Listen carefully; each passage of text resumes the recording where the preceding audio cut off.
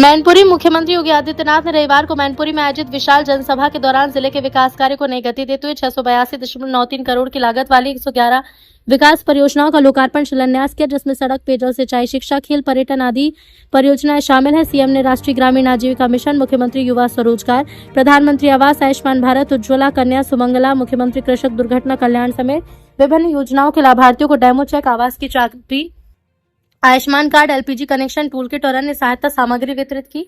सभा को संबोधित करते हुए सीएम योगी आदित्यनाथ ने कहा कि उत्तर प्रदेश अब देश की अर्थव्यवस्था का ग्रोथ इंजन बन चुका है। विकास, विरासत, सुरक्षा और सुशासन के दम पर मैनपुरी समेत पूरे प्रदेश की पहचान बदली। उन्होंने कहा कि प्रदेश में कानून व्यवस्था मजबूत होने से निवेश बढ़ा और युवाओं को पारदर्शी प्रक्रिया से रोजगार मिल रहा है। मुख्यमंत्री ने कहा कि सरकार बिना किसी भेदभाव के गरीब, किसान, महिला और युवा के कल्याण के लिए काम कर रही है। उन्होंने किसानों को सिंचाई के लिए दिन में 10 घंटे निर्बाध बिजली उपलब्ध कराने की घोषणा की। पर्यटन और संस्कृति मंत्री जयवीर सिंह ने कहा कि मुख्यमंत्री के नेतृत्व में मैनपुरी में सांस्कृतिक विरासत के संरक्षण के साथ सड़क, पेयजल, शिक्षा और पर्यटन के क्षेत्र में ऐतिहासिक काम हुआ। उन्होंने कहा कि मैनपुरी विकास और सुशासन की पहचान बन रहा है। कार्यक्रम के दौरान मुख्यमंत्री ने विभिन्न विभागों की विकास प्रदर्शनी का अवलोकन किया, पौधारोपण किया और मैनपुरी के विकास पर आधारित लघु फिल्म का शुभारंभ किया। मौके पर जनप्रतिनिधि और अधिकारियों ने मुख्यमंत्री का स्वागत कर जनपद की स्मृति चिन्ह भेंट किए। महिला आयोग सदस्य की जनसुनवाई 27 जुलाई को जिला प्रोबेशन अधिकारी ने कहा कि 27 जुलाई को पूर्वाह्न 11 बजे ट्रांजिट हॉस्टल मैनपुरी में उत्तर प्रदेश महिला आयोग सदस्य रेणु गौड़ महिला उत्पीड़न से संबंधित मामलों की सुनवाई करेंगी। संबंधित विभाग के अधिकारियों को आवश्यक अभिलेख के साथ बैठक में मौजूद रहने के निर्देश दिए गए।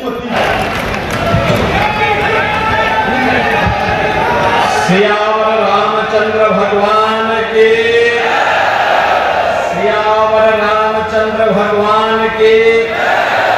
पवन सुत हनुमान के, वृंदावन बिहार। और यहाँ के लोकप्रिय विधायक श्री जयवीर सिंह जी, प्रभारी मंत्री श्री धर्मदेव प्रजापति जी, उत्तर प्रदेश विधानमंडल के मुख्य सचेतक और लोकप्रिय विधायक भोगांव श्री रामनरेश अग्निहोत्री जी,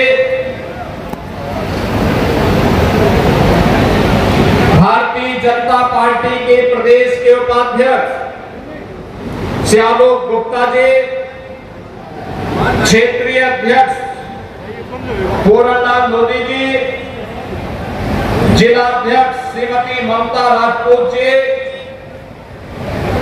करहल से भारतीय जनता पार्टी के पूर्व प्रत्याशी श्री अमजेश प्रताप सिंह यादव जी, जिला प्रभारी श्री अनिल चौधरी जी करेंगे और साथ साथ अन्नदाता किसान के ट्यूबवेल के बिजली कनेक्शन की स्थिति को मान देंगे। यह भी हमने किया और लगातार हम कर रहे हैं। बहनों और भाइयों, करने की इच्छा शक्ति होनी चाहिए। कारीगरों को सम्मान देने का कार्य है। बेटी और व्यापारी की सुरक्षा का मामला हो, याद करिए बहुत सारे संभ्रांत परिवारों की स्थिति ये थी कि वे बेटियों को पढ़ाई करने के लिए दूर यूपी के बाहर हॉस्टल में या रिश्तेदारी के यहाँ भेज देते थे। जब उस बेटी को माँ बाप का संरक्षण मिलना चाहिए तब उसको हॉस्टल में भेजा जाता। अरे शादी के बाद तो बेटी जाती है ससुराल, कम से कम अपने माँ बाप के संरक्षण में पढ़ाई भी कर ले। लेकिन ये समाजवादी पार्टी के गुंडों ने जीना हराम कर रखा, जीना हराम कर रखा। व्यापारी यूपी के अंदर निवेश नहीं करना चाहता था क्योंकि इसे भय था, पूंजी लगाऊंगा तो पूंजी तो डूबेगी ही डूबेगी, उसकी सुरक्षा भी खतरे में जाएगी। कैसे समाजवादी पार्टी के समय में भारतीय जनता पार्टी के पूर्व जिलाध्यक्ष स्वर्गीय मदन चौहान के पेट्रोल पंप के अंदर घुस करके गोली मारी गई थी। यही समाजवादी पार्टी की सरकार थी। कैसे व्यापारी घर से निकलता था, प्रार्थना करके निकलता था कि ये भगवान शाम को मैं अपने परिवार का मुंह देख सकूं। ऐसी स्थिति पैदा और इसीलिए जब हम लोग आए थे तो हमने कहा था अपराध और अपराधियों के प्रति जीरो टॉलरेंस। इटावा हो या मैनपुरी, यहाँ के संगठित अपराध की कमर तोड़ देंगे, प्रदेश को माफिया मुक्त कर देंगे। और अगर किसी माफिया ने, किसी अपराधी ने सिर उठा करके बेटी और व्यापारी की सुरक्षा के लिए खतरा पैदा किया तो उसको कहा गया कि उसके लिए दो ही जगह होगी, या तो जेल होगी या जहन्नुम होगी, तीसरी कोई जगह नहीं मिलती है। उत्तर प्रदेश बन गया है, अब न कर्फ्यू है न दिन में सजा देगा। उस व्यक्ति से क्या उम्मीद करेंगे? न किसी व्यक्ति से मिलना है, न कोई संवाद करना है, न विकास का कोई विजन है, केवल लूट करके अपने परिवार का खजाना भरना है। जिसका यही विजन हो उसके लिए तो भगवान ही मालिक है, बाकी कोई भगवान भरोसे सब कुछ चल रहा है। यही यूपी की प्रगति का कारण था। याद करिए, नौजवान की नौकरी निकलती थी और नौकरी के पहले वसूली शुरू हो जाती थी। नौजवान को नौकरी मिली, नए उद्यम लगे, विकास की मुख्य धारा के साथ, नए इंफ्रास्ट्रक्चर के साथ नए उत्तर प्रदेश ने अपनी धमाकेदार पारी प्रारंभ की। आज यूपी की प्रति व्यक्ति आय बढ़ी है। आज यूपी विकास के पायदान पर तेजी के साथ बढ़ते हुए देश के अंदर एक ऐसे राज्य के रूप में स्थापित हुआ है। अब यूपी पर कोई प्रश्न नहीं करता है, बल्कि देश की हर समस्या का समाधान यूपी के अंदर ढूंढता है।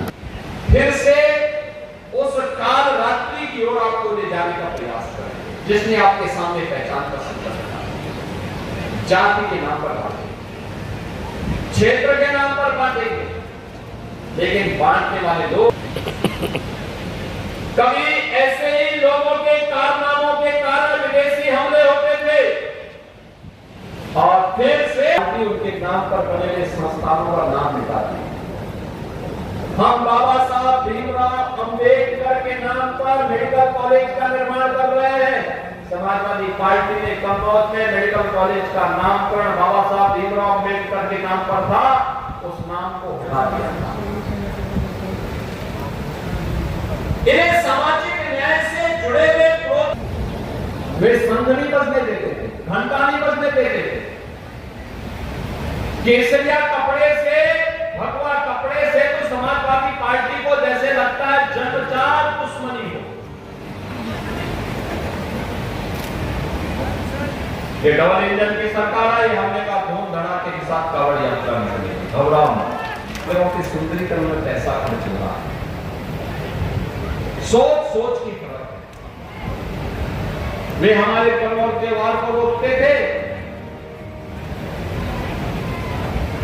मंदिरों का पैसा कब्रिस्तान की बाउंड्री वाल में खर्च करते थे, विकास की योजनाओं का पैसा अपने परिवार के विकास में लगा देते थे और गरीब तबके की निगाहों से देखता रहता था। के तहत आज हम चेका जो लिंक एक्सप्रेस वे बन रहा है शाहजहांपुर से फर्रुखाबाद होते हुए, इस परियोजना को हम आगरा लखनऊ एक्सप्रेसवे और बुंदेलखंड एक्सप्रेसवे से जोड़ने की भी योजना बना रहे हैं, जिसमें जनपद मैनपुरी से इटावा, फर्रुखाबाद, कन्नौज, एटा, अलीगढ़, कानपुर, लखनऊ, शाहजहांपुर, हरदोई, बरेली के लिए भी एक बेहतर कनेक्टिविटी इसके माध्यम से प्राप्त हो पाएगी। 292 करोड़ रुपए की लागत से सिकोहाबाद मोगांव नेशनल हाईवे 84 पर 4 लेन मार्ग के निर्माण और सुदृढ़ीकरण का कार्य पूरा हो चुका है। और यहाँ पर जो पहले भी बताया, निचली गंगनहर प्रणाली पुनर्वास और आधुनिकीकरण करोड़ रुपए की लागत से जल जीवन मिशन के फेज 2 फेज 3 के मल्टीपर्पज हॉल और सांस्कृतिक केंद्र का निर्माण भी चल रहा है। तो फायर स्टेशन मैनपुरी और फायर स्टेशन करहल के लोकार्पण का कार्य राजकीय इंजीनियरिंग कॉलेज मैनपुरी के परिसर में bank, ATM, post office, cafeteria इत्यादि सुविधाओं के लिए कॉम्प्लेक्स के निर्माण का कार्य, उसका लोकार्पण, पुलिस लाइन में ट्रांजिट हॉस्टल के निर्माण का लोकार्पण और मैनपुरी शहर के जो लोकार्पण हुआ है, मैनपुरी शहर में दक्षिणी बाईपास का शिलान्यास भी आज किया जा रहा है। विश्वास करता हूं कि मैनपुरी विकास के प्रतिमान को आगे छूते हुए निरंतर गतिमान रहेगा और भारतीय जनता पार्टी के हमारे प्रत्याशियों को